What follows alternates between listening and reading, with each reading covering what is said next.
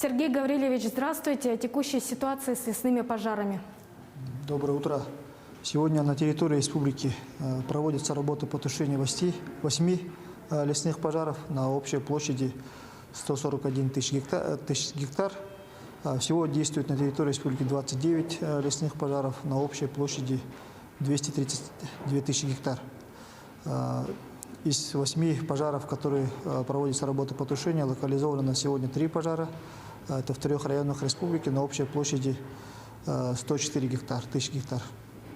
Также у нас за отчетный период ликвидировано 10 природных пожаров и также вновь обнаружено 10 новых пожаров. Это в зоне контроля, в том числе в зонах обслуживания. Это в Хангаласском районе, Усалданском и Вилюйском районах.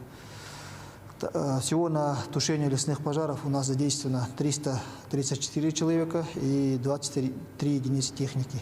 Также задействована авиация. Вчера авиация работала в Нюрбинском районе, это вертолет Ми-8 на тушение лесных пожаров. Спасибо.